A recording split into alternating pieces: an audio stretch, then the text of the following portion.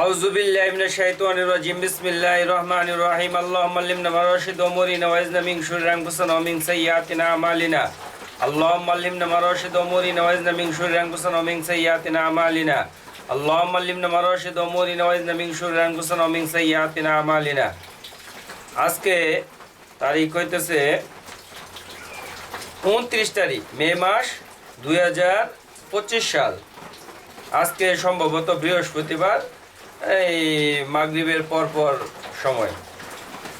আল্লাহ সুবহানাহু ওয়া তাআলার দরবারে লক্ষ লক্ষ শুকরিয়া আদায় করে যে আল্লাহ সুবহানাহু ওয়া তাআলা চোখে দেখার মতন তৌফিক দান করছেন এবং কথা বলার মতন তৌফিক দান করছেন, হাত দিয়ে ধরার মতন তৌফিক দান করছেন। আরো অনেক অনেক ফ্যাসিলিটি আল্লাহ সুবহানাহু ওয়া তাআলা দিয়ে রাখছেন। এর জন্য আল্লাহর দরবারে আমি লক্ষ লক্ষ শুকরিয়া আদায় করি।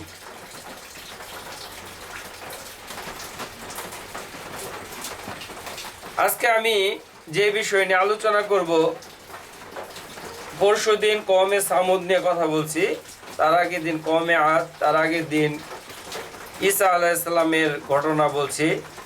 আজকে আমি দুই একটা কথা বলবো। কিছু কিছু মানুষ বর্তমানে সিচুয়েশনের উপর বলে যে কিয়ামত অনেক অতি সান্নিকটে, এবং তারা অনেকে হতাশা হয়ে গেছে, হতাশা ব্যক্ত করতেছে। হতাশাগ্রস্তদের জন্য আমি বলতেছি, আল্লাহ সুবহানাহু ওয়া তাআলা বৃষ্টি হইতেছে বাইরে, যার ফলে ঝিরঝিরি শব্দ হইতেছে। এই আল্লাহ সুবহানাহু ওয়া তাআলা কিয়ামতের অনেক আলামত বর্ণনা করছেন। আমি এর ভিতরে সংক্ষিপ্ত আলোচনা আসলে তো বলা যায় না, সংক্ষিপ্তভাবে আলোচনা, বেশি ভিডিও বড় হয়ে গেলে অনেকেও শোনার মতন মানুষের মন মানসিকতা থাকে না, সেই জন্য 20-25 মিনিটের ভিতরে ভিডিও আমি শেষ করে দেওয়ার চেষ্টা করি। কয়েকদিন আলোচনা করলেও এই কিয়ামতের যে আলোচনা এগুলা শেষ হবে না। কয়েকটা আমি ইম্পর্টেন্ট বিষয়, যারা অতিমাত্রায় হতাশ হয়ে গেছে যে বর্তমান প্রেক্ষাপটের উপর কিয়ামত মনে হয় চলে আসছে, কিয়ামত আসার অনেক আলামত বাকি আছে, যেগুলা নজির এখন পর্যন্ত মানে দুই একটা আমি দেখতেছি যে প্রকাশ পাইছে। সবচেয়ে বড় আলামত হইতেছে যে ইরাকের ফুরাত নদী থেকে ডাইরেক্ট সোনার পাহাড় ভেসে উঠবে। ডাইরেক্ট কোনো এনে কোনো তেল যে ডায়মন্ড এই সমস্ত কোনো আবুল তাবুল কথা না, মানে ডাইরেক্ট সোনার পাহাড় ভেসে উঠবে। আর ওই সোনার পাহাড়টাকে নেওয়ার জন্য পৃথিবীর সমস্ত পারশক্তিধর রাষ্ট্রগুলো একত্রিত হবে। আর রাসূল সাল্লাল্লাহু আলাইহি ওয়াসাল্লাম বলছে, যখন ওই সোনার পাহাড় বসবে তোমরা কেউ ধারে কাছে যাবে না। ওখানে 1999 জন, তারা সবাই মারা যাবে, কিন্তু কেউ স্বর্ণের পাহাড় উঠে নিয়ে আসতে পারবে না। স্বর্ণের জায়গায় পড়ে থাকবে। এটা হইতেছে একটা বিশেষ বড় একটা আলামত। আর একটা আলামত আমি বলে যে আল্লাহ রাসূল সাল্লাল্লাহু আলাইহি ওয়াসাল্লাম বলছে, হাফসিদের কাছে পুরো পৃথিবীর ভিতরে রাজত্ব চলবে। হাফসি মানে বর্তমানে যারা নিগ্রো, বর্তমানে যারা অবহেলিত, যেমন মাদাগাস্কার আছে, সোমালিয়া আছে, কেনিয়া আছে, তানজানিয়া আছে, নাইজেরিয়া আছে, সিয়েরা লিওন আছে, তারপরে আপনার জিম্বাবুয়ে আছে, অনেক আফ্রিকার অনেক দেশ আছে, যারা এখন পর্যন্ত ওদের সভ্যতার কিছু এটাও তারা জানে না। এখন পর্যন্ত তারা বাস্তব যে এই যে আমরা প্রযুক্তিভাবে কথা বলতেছি, এই সমস্ত ওদের মাথার মেমোরির ভিতরে নাই। ওরা জীবজন্তু শিকার করে খাইতেছে, ডালপালা গর্জে তুলবো এইটুকু তারা বুঝে না। ওই নিগ্রুদের হাতে ওই হাফসিরা বর্তমানে আজকে আফ্রিকাটাকে, পুরা আফ্রিকাটাকে তারা ফ্রান্স তাদেরকে এমনভাবে গৃহযুদ্ধ ছড়াই দিছে, একদিকে তাদের উপর বিশাল পরিমাণ এই মদেরই দিয়ে দিছে, আর এদিক দিয়ে তারা ডায়মন্ড তারা নিয়ে গেতেছে। এই আফ্রিকার যে নিগ্রোরা আছে, এরা পুরা পৃথিবী রাজত্ব করবে। এখন পর্যন্ত আফ্রিকা রাজত্ব করবে পুরা পৃথিবীর। এর সিটা ফুটাও আজকে সারা ওয়ার্ল্ডের কোনো রাষ্ট্রের ভিত্তি লাগে নাই। তারপরে কি আসবে? দাব্বাতুল আর্দ, পাহাড় পাইডে জন্তু বের হবে, আর ওই জন্তু মানুষের সাথে কথা বলবে। ইমামুম মাহাদি হবে, আর ইমামুম মাহাদি আসবে কোন জায়গা থেকে আসবে? তিনি আসবে, জন্মগ্রহণ করবে মদিনায়। আর তার পিতার নাম থাকবে আব্দুল্লাহ, তার মাতার নাম হবে আমিনা, আর তার নিজের নাম হবে মুহাম্মদ। তিনি মক্কায় আত্মপ্রকাশ করবেন। মসিহুদ দাজ্জাল, যেটাকে বাংলাতে বলা হয় খাড়া দরজাল, সে মানুষরূপী এবং মানুষের পেটে জন্মগ্রহণ করবে। সেই ইহুদিদের বংশে আসবে এবং তার একটা বাক চোখের ভিত্তিক সমস্যা থাকবে।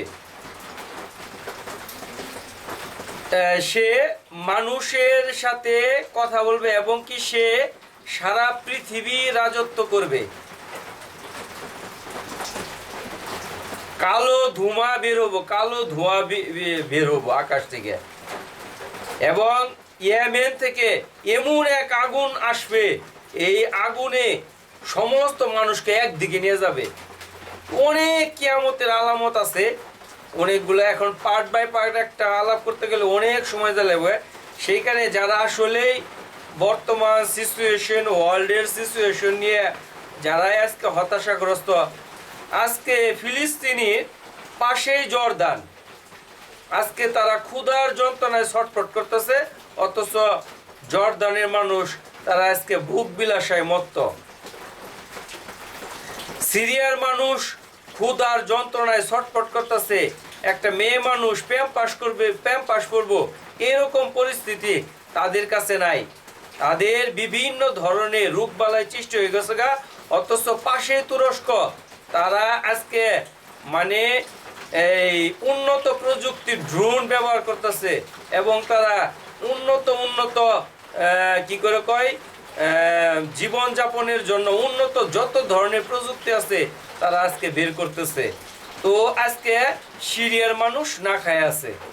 তো এইগুলা আজকে এই যে একটা ভারসাম্য, এই একটা ঘরের সঙ্গে আরেকটা ঘর লাগানো, একটা দেশের সঙ্গে আরেকটা ঘর লাগানো, কিন্তু তাদের এই যে দুরবস্থা, এটা তো আল্লাহ তাআলা, এগুলা আল্লাহ তাআলাই তো লিখে রাখছেন যে আজকে এই ফিলিস্তিনের মানুষগুলা তারা কষ্ট পাবে, ক্ষুধার যন্ত্রণায় তারা ছটফট করবে, এটা আল্লাহ তাআলার ফায়সালা ছিল। এইভাবেই তাদেরকে আল্লাহ তাআলা ইমানি পরীক্ষা নিতেছে।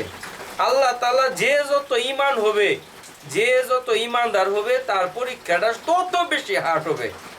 এখন আমরা যদি বলি যে সৌদির বাদশাহ সে এই সৌদি আরবে মদকে বৈধ অনুমোদন দিল, আর সৌদিতে এইগুলো হবেই। আল্লাহ রসুল বলে গেছে আরবদের ধ্বংস অনিবার্য, আরবদের ধ্বংস অনিবার্য, আরবদের ধ্বংস অনিবার্য।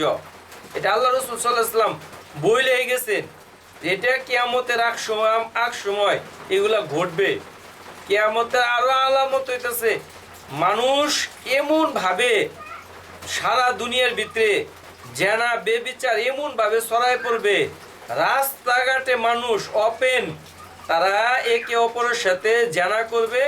এটাকে বলার মতন একজন মানুষও থাকবে না যে ভাই তুমি এই কাজটা করতেছ, বা বোন তুমি এই কাজটা করতেছ, তুমি একটু অগোচরে করো, এইটুক বলার মতন লোক থাকবে না। সেজন্য আমরা হতাশ না হই। আসলে হতাশা মানুষের জীবনটাকে একবারে দুর্বিষহ করে তোলে। যারাই হতাশায় নিমজ্জিত আছে, আমি দেখছি তাদের সব সময় তাদের মেজাজ টক্সিস থাকে। তারা ভালো কথা বললেও রাইগা জায়গা, খারাপ কথা বললেও রাইগা জায়গা, আল্লাহ রসুলের কথা বললেও রাইগা জায়গা, অন্য ধর্মের মতো কথা বললেও রাইগা জায়গা। মানে ওদের মেজাজ সবসময় টক্সিস থাকে। কারণ কি, তারা হতাশাগ্রস্ত, তাদের অনিশ্চিত মানে ভাবতেছে আমার ভবিষ্যৎ অনিশ্চিত। আরে তকদিরে তো সবকিছু আল্লাহ তাআলা, আমি যেদিনকে রুহের কি করে কয় রুহের জগতে আসমান জমিন সৃষ্টির 50,000 বছর আগে আল্লাহ তাআলা আমার রিজিক লিখে রাখছে। আমার যেখানে রিজিক আছে আমি ওইখানে যে কোনো অবস্থায় আমি যাবই, আর যেখানে আমার মৌত আছে আমি যে কোনো অবস্থায় যে কোনো উসিলায় আমি যাবই। সুলাইমান আলাইহিস সালামের জামানায় সুলাইমান আলাইহিস সালামের কথা আল্লাহ তাআলা পুরা পৃথিবীতে 2 জন শাসক দিছিল, তারা পুরা পৃথিবী রাজত্ব করছে। এর ভিতরে একজন ছিল শাহ সেকান্দর জুলকারনাইন, আরেকজন ছিল সুলাইমান আলাইহিস সালাম। এই জাপান থেকে নিয়ে আমেরিকা পর্যন্ত, আমেরিকার সৃষ্টি হইল তো সেদিনকে। মানে মাশরিক থেকে মাগরিব, শিমাল থেকে জুনুব। হ্যাঁ, আল্লাহ সুবহানাহু ওয়া তাআলা এই পুরা পৃথিবীর এই দুইজন মুসলমান বাদশার রাজত্ব দিয়েছিল। আবার দুইজন এই কি করে কয় অন্য ধর্মাবলম্বীও দিছিল। যাই হোক, এখন এই যে বিষয়গুলোর কারণে আমরা আজকে হতাশায় ভুগতেছি যে আমার কালকে কি হবে, পরশু কি হবে, আমার কোনো ভবিষ্যৎ নাই, তারপরের দিন কি হবো। এই যে আমার ভিতরে একটা হতাশা, মানে এই হতাশার দ্বারা আমার ভিতরে পালপিটেশন তৈরি হইতেছে। আর পালপিটেশনের দ্বারা কি হইতেছে, আমার যে আমি খাবার খাইতেছে আসলে খাবারটা আমার হজম হইতেছে না। খাবার হজম না হতে আমার ব্লাড অ্যাসিডিটি হইতেছে। এখান থেকে মানুষ গ্যাসে চাপ দিয়ে অনেক মানুষ দেখা যায় সে মানে মারা যায়। মানুষ বলে স্ট্রোক করে, আসলে স্ট্রোকের মরণটা এরকম না। স্ট্রোকের মরণটা হইতেছে মস্তিষ্কের ভিতরে রক্তক্ষরণ হয়, অনেক কিছু আছে।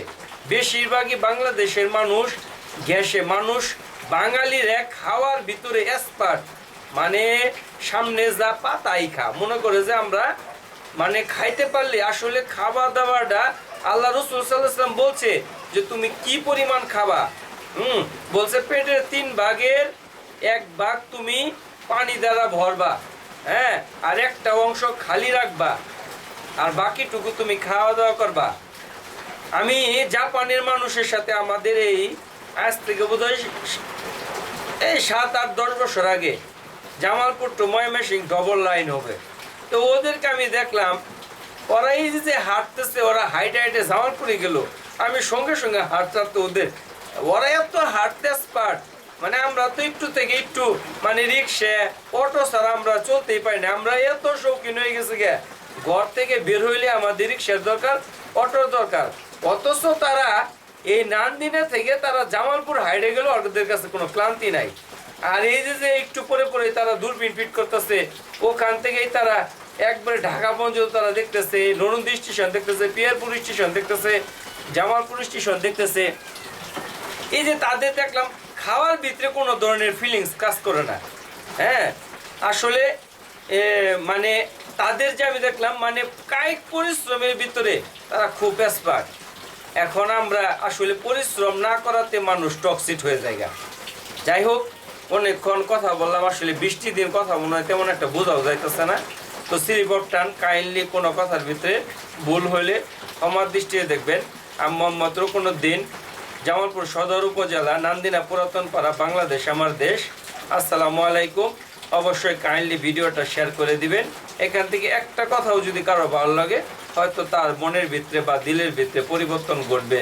আল্লাহ সুবহানাহু ওয়া তাআলা আমাদের সবাইকে শান্তি রাখুক। আমরা বাংলাদেশের সংবিধানকে মেনে চলি, একে অপরের প্রতি ভ্রাতৃত্ববোধ বজায় রাখি। হিন্দু, বৌদ্ধ, খ্রিস্টান যে ধর্মই থাকে না, আমরা একে অপরের প্রতি আন্তরিক হই এবং আইনকে হাতে তুলে নেনে আইনের গতিতে চলে। যে সরকারে আসুক না কেন, আইন ওই একটাই দেখা যাইতেছে যে আমি অন্যায় করলে আমার সাজা হবেই।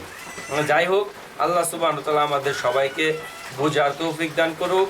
আল্লাহ তাআলা ইজ্জতের মালিক, আল্লাহ তাআলা বেইজ্জতির মালিক, আল্লাহ তাআলা সম্মান দেনেওয়ালা, আল্লাহ তাআলা হায়াত, ময়ূত এবং ইজ্জত, সম্মান, রিজিক, ধন দৌলত, এগুলো সব কিছুর মালিক আল্লাহ তাআলা।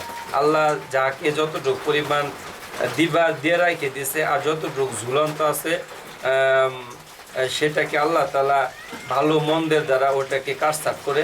তো আল্লাহ তাআলা আমাদেরকে সবাইকে কথাগুলোকে বোঝার এবং আমল করার তৌফিক দান করুক। আমরা সারা ওয়ার্ল্ডের সমস্ত জিন এবং ইনসানের হেদায়েতের দোয়া করব। আসসালামু আলাইকুম ওয়া রাহমাতুল্লাহি ওয়া বারাকাতুহু।